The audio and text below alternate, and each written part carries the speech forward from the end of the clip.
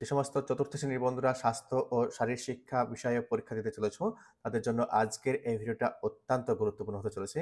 কেননা এই ভিডিওর মাধ্যমে আমি আলোচনা করতে চলেছি তোমাদের তৃতীয় পর্যায়ক্রমিক মূল্যায়নের প্রশ্নপত্র ও আনসারপত্র নিয়ে। তো চলো শুরু করা যাক।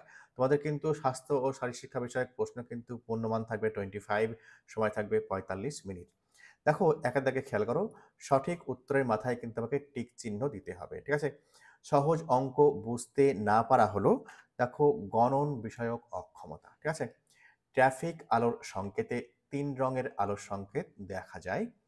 গাছ দেখো পাতায় খাবার তৈরি করে, দেখো পাতাকে গাছের রান্নাঘর বলা হয়। ওকে, সোনাবাং আর পতঙ্গের লড়াই খেলায় দেখো 6 মিটার ব্যাসের বৃত্ত আঁকতে হবে। ওকে, মোবাইল ফোনে কথা বলতে বলতে হাঁটা বিপজ্জনক। ওকে, দেখো যখন তোমরা হাঁটবে রাস্তায় তখন কিন্তু তোমরা কিন্তু কখনো কিন্তু মোবাইল ফোন ইউজ করবে না বা কানে দিয়ে কিন্তু কথা বলবে না। ওকে, নেক্সট দেখে নেবো শূন্যস্থান পূরণ করো।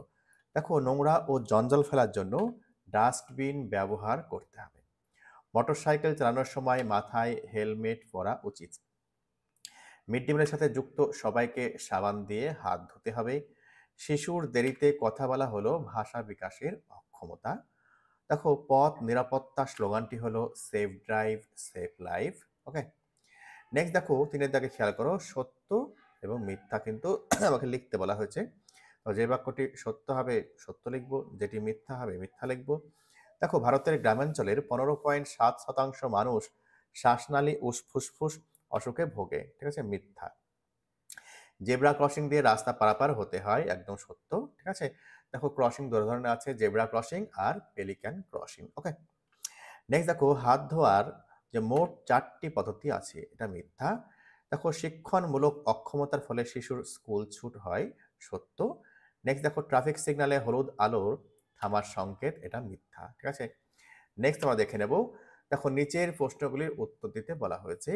দুটি বিনোদনমূলক খেলার নাম এখানে লিখতে বলা হয়েছে, বস্তা দৌড় এবং সোনা ব্যাঙ ও পতঙ্গের লড়াই। প্রাতিষ্ঠানিক শাস্তি শিশুদের উপর কি কি প্রভাব ফেলে? দেখো প্রাতিষ্ঠানিক শাস্তি শিশুদের মানসিক ও শারীরিক অপকার করতে পারে, ঠিক আছে? নেক্সট দেখো স্কিপিং এ কোন কাজকর্মগুলি প্রয়োগ করা হয়, ঠিক আছে?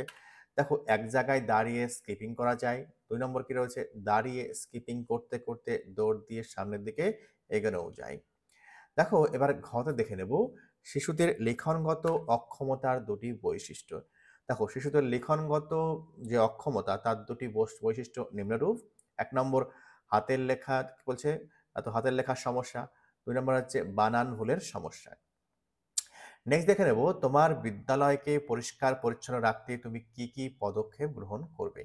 দেখো আমার বিদ্যালয়কে পরিষ্কার পরিচ্ছন্ন রাখতে আমি নিচের পদক্ষেপগুলি গ্রহণ করব, ঠিক আছে? এভাবে কিন্তু তুমি লিখবে। দেখো নিয়মিত শ্রেণীকক্ষ ও বিদ্যালয় এর অন্যান্য এলাকা পরিষ্কার করব। ক্লাস শেষে ক্লাসরুম পরিষ্কার করে যাব। 2 নম্বর দেখো বিদ্যালয়ের আশেপাশে আবর্জনা না ফেলার জন্য সবাইকে উদ্বুদ্ধ করব। বিদ্যালয়ে গাছপালা ও চারিপাশের পরিবেশ পরিচ্ছন্ন রাখতে বৃক্ষরোপণ ও পরিচর্যার উদ্যোগ নেব, ঠিক আছে?